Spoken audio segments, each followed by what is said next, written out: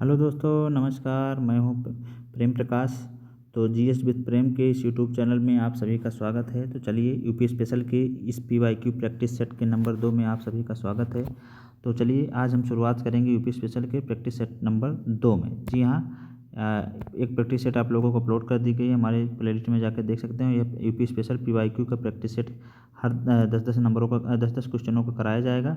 और इसी 10 क्वेश्चन में आपके कई क्वेश्चन आपके सॉल्व हो जाएंगे। ये 10 क्वेश्चन को ना समझिए, 10 क्वेश्चन गुड़े आपको यहाँ पर 4 कर देना है। लगभग 40 क्वेश्चन की यहाँ पर तैयारी हो जाएगी। तो आप लोग हमारे इस चैनल से जुड़ें और यहाँ से उत्तर प्रदेश की प्रैक्टिस सेट की आप संपूर्ण तैयारी कर सकते हैं। तो चलिए, और इसके लिए आप हमारे जीएस विद प्रेम के यूट्यूब चैनल को आप लोग सब्सक्राइब कर लें, तथा पीडीएफ के लिए आपको GS with Prem Telegram channel join करना है। यहाँ पे इस टेलीग्राम चैनल पर आपको आपके किसी भी एग्ज़ाम के लिए, चाहे यूपी पुलिस हो गया, लेखपाल हो गया, एसआई हो गया, यूपी पीसीएस हो गया, जूनियर असिस्टेंट हो गया, यूपी ट्रिपल एससी के कोई भी एग्ज़ाम के लिए तमाम यहाँ पर ऐसे फैक्ट या शॉर्ट नोट दिए जाते हैं जिससे आपकी तैयारी अच्छे से हो सके। तो यहाँ पर करंट अफेयर का क्विज भी कराया जाता है, शॉर्ट नोट्स भी दिए जाते हैं, ऐसे फैक्ट भी दिए जाते हैं जो आपके एग्जाम में पूछा जाता है। तो आप लोग हमारे इस टेलीग्राम चैनल को तुरंत ज्वाइन कर लें। चलिए, देर न करते हुए शुरुआत करते हैं आज के पहले सवाल से। आज का पहला सवाल है कि उत्तर प्रदेश में निम्नलिखित जनजातियों में कौन सा बहुविवाह व्यवस्था को आचरित करती है। जी हाँ, option number A Buksa, option number B Raji, option number C Jaunsari, option number D Korba. तो इसका राइट आंसर होगा ऑप्शन नंबर सी जौनसारी। जी हाँ, जौनसारी जनजाति जो है, आइए इसके बारे में व्याख्या हम लोग देखेंगे। इसका राइट आंसर होगा ऑप्शन नंबर सी जौनसारी। जी हाँ, मुख्य रूप से उत्तराखंड की जनजाति है और उत्तर प्रदेश के पुरोला क्षेत्र में जनजाति पाई जाती है। यह जनजाति जो है बहुविवाह व्यवस्था को आचरित करती है। इसके अलावा बुक्सा जनजाति में कुछ हद तक बहुविवाह और विधवा विवाह प्रचलित है। तो यहाँ हम लोगों ने देख लिया, पहला क्वेश्चन देख लिया कि जो निम्नलिखित में कौन सा जनजाति है उत्तर प्रदेश की जो बहुविवाह की व्यवस्था आचरित करती है, तो ये हमारी जौनसारी है। तो यहाँ हम लोगों ने देख लिया। अगला देखेंगे, अगला क्वेश्चन हम लोग देखेंगे, शेरशाह सूरी का अंतिम अभियान निम्नलिखित में किस राज्य के विरुद्ध था। तो option number A Gaur, option number B Kalinjar, option number C Malwa, option number D Kannauj. तो इसका राइट आंसर होगा ऑप्शन नंबर बी कालिंजर। जी हाँ, आइए इसकी व्याख्या हम लोग देखेंगे। शेरशाह सूरी का अंतिम विजय अभियान जो है 1545 ईस्वी में कालिंजर के विरुद्ध था। इसी अभियान के दौरान एक बम गोला फटने से उसकी मृत्यु हो गई। और कन्नौज का युद्ध जो है 1540 में शेरशाह और हुमायूं के युद्ध हुआ था, जिसमें शेरशाह विजय हुआ था। तो यहाँ हमने दो फैक्ट क्लियर किए। पहला कि शेरशाह सूरी का अंतिम अभियान जो है कालिंजर में था, और कन्नौज का युद्ध जो है 1540 में शेरशाह और हुमायूं के मध्य हुआ। इसे भी आप लोग याद रखिएगा। अगला क्वेश्चन देखेंगे। अगला क्वेश्चन है कि मथुरा कला से स्टेसिलिंग की पारंपरिक कला है। ऑप्शन नंबर ए गौथिक कला, option number B Kajari, option number C Sanjhi, option number D लघु कला। तो इसका राइट आंसर होगा ऑप्शन नंबर सी सांझी कला। जी हाँ, मथुरा कला से जो स्टेज सीलिंग की पारंपरिक कला है हमारी सांझी कला से संबंधित है। आइए इसकी व्याख्या हम लोग देखेंगे। जी हाँ, सांझी कला मथुरा से स्टेज सीलिंग की पारंपरिक कला है। इसकी शुरुआत ब्रज में हुई थी और यह श्री कृष्ण की लीलाओं से जुड़ी एक कला है। तो इसे आप लोग याद रखिएगा। अगला क्वेश्चन देखेंगे। अगला क्वेश्चन, निम्नलिखित में उत्तर प्रदेश के किस शहर में भारतीय प्रौद्योगिकी संस्थान अवस्थित है। जी हाँ, option number A Kanpur, option number B Bareilly, option number C Lucknow, option number D Prayagraj. इसका राइट आंसर होगा ऑप्शन नंबर ए कानपुर। जी हाँ, निम्नलिखित में किस शहर में भारतीय प्रौद्योगिकी संस्थान अवस्थित है, तो हमारे कानपुर में स्थित है। आइए इसकी व्याख्या हम लोग देखेंगे। उत्तर प्रदेश में दो भारतीय प्रौद्योगिकी संस्थान हैं। एक है कि भारतीय प्रौद्योगिकी संस्थान कानपुर, और दूसरा है काशी हिंदू विश्वविद्यालय प्रौद्योगिकी संस्थान, को भी आईआईटी, जिसे आईआईटी का दर्जा 2008 में दिया गया था। तो इसे आप लोग याद रखिएगा। यहाँ पर भारत में हमारे उत्तर प्रदेश में दो प्रौद्योगिकी संस्थान है। एक तो हमारा कानपुर में है, और दूसरा जो हमारा है काशी हिंदू विश्वविद्यालय के प्रौद्योगिकी संस्थान, जिसे आईआईटी का दर्जा 2008 में दिया गया था। तो इसे आप लोग याद रखिएगा। हमने दो फैक्ट क्लियर किए कि आईआईटी का दर्जा इसे 2008 में दिया गया, किसे काशी हिंदू विश्वविद्यालय को, बीएचयू जिसे कहते हैं। इसकी स्थापना 1966 में मदन मोहन मालवीय के द्वारा की गई थी। तो इसे भी आप लोग याद रखिएगा। अगला क्वेश्चन देखेंगे। अगला क्वेश्चन है पांचवा क्वेश्चन के निम्नलिखित में कथनों पर विचार कीजिए। कन्नौज इत्र का शहर है। जी हाँ, कारण इसका देखेंगे। कन्नौज शहर के सभी निवासियों के यहाँ इत्र का उद्योग है। तो आइए इसके ऑप्शन देख लेते हैं। ऑप्शन नंबर ए तथा आर दोनों सत्य है, किंतु ए आर का सही स्पष्टीकरण आर नहीं है।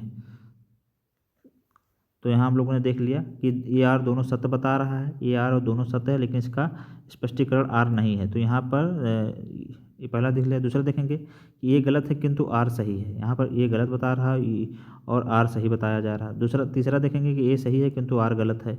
यहाँ पर इसको सही बताया जा रहा है, इसको गलत बताया जा रहा है। फिर चौथा देखेंगे ए और आर दोनों सत्य हैं तथा ए का सही स्पष्टीकरण आर है।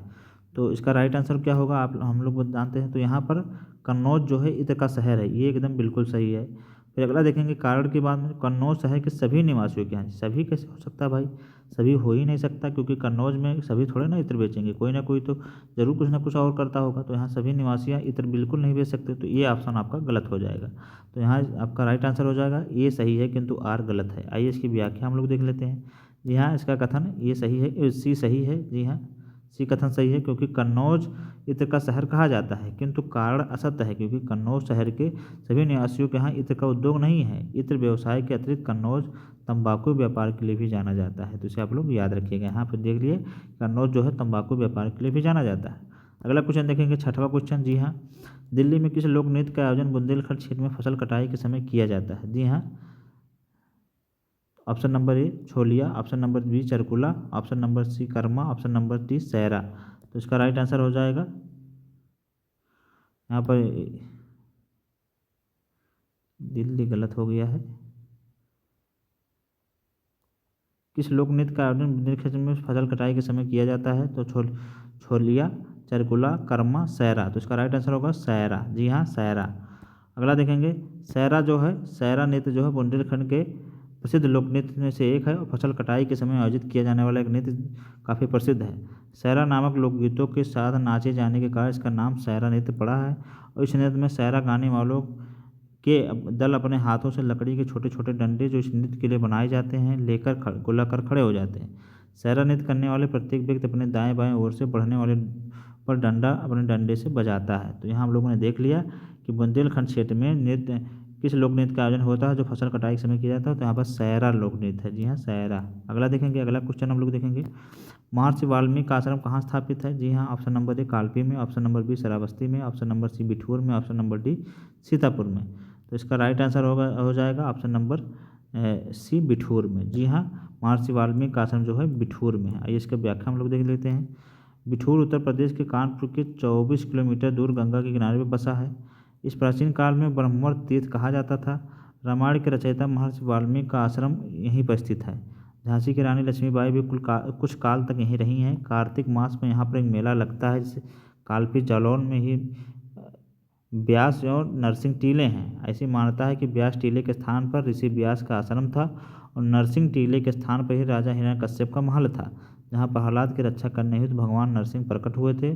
और श्रावस्ती जैनियों के कुछ आश्रम हैं। भगवान बुद्ध ने इस स्थान पर कुछ समय तक बिताए हैं। तो यहाँ हम लोगों ने कई फैक्ट क्लियर कर लिए। अब हम लोग चलेंगे अगले सवाल पे, 8वें क्वेश्चन पर। 8वां क्वेश्चन देखेंगे, निम्नलिखित में कौन सा उत्तर प्रदेश के उद्यमियों को उद्योग लगाने में सहायता करता है? जी हाँ, निम्नलिखित में कौन सा उत्तर प्रदेश के उद्यमियों को उद्योग लगाने की सहायता करता है? तो ऑप्शन नंबर ए उत्तर प्रदेश राज्य औद्योगिक विकास प्राधिकरण, option number B Uttar Pradesh राज्य वित्त निगम, और ऑप्शन नंबर सी आधारभूत संरचना औद्योगिक विकास प्राधिकरण, ऑप्शन नंबर डी उद्योग बंधु। तो इसका राइट आंसर हो जाएगा ऑप्शन नंबर डी उद्योग बंधु। जी हाँ, उत्तर प्रदेश में उद्यमियों को उद्योग लगाने में सहायता प्रदान करने के उद्देश्य से उद्योग बंधु योजना चलाई गई है। अगला क्वेश्चन देखेंगे, सूची 1 को सूची 2 से सुमेलित कीजिए। जी हाँ, कनक भवन, बाराबंकी, कामतगिरी पर्वत, बांदा, कालिंजर दुर्ग, चित्रकूट, देवा शरीफ, अयोध्या। तो इसका राइट आंसर आप लोग बताइए कि यहाँ पर कौन कौन सा इसमें मेल खाएगा। तो कनक भवन जो है यह हमारा अयोध्या में है। जी हाँ, ए का 4 हम देखेंगे इसमें किस ऑप्शन में है, तो ये हमारा बी ऑप्शन में है। तो ये हमारा बी ऑप्शन ऐसे ही सही हो जाएगा। एलिमिनेशन से आप देखेंगे तो यहाँ बी ऑप्शन आपका पहले सही हो जा रहा है, लेकिन और मिला लेते हैं। तो एक कनक भवन जो है हमारा अयोध्या में हो गया। कामतगिरी पर्वत जो है हमारा चित्रकूट में हो गया। जी हाँ, चित्रकूट में हो गया। कालिंजर दुर्ग जो हो गया हमारा बांदा में हो गया। और देवा शरीफ जो हो गया हमारे बाराबंकी में हो गया।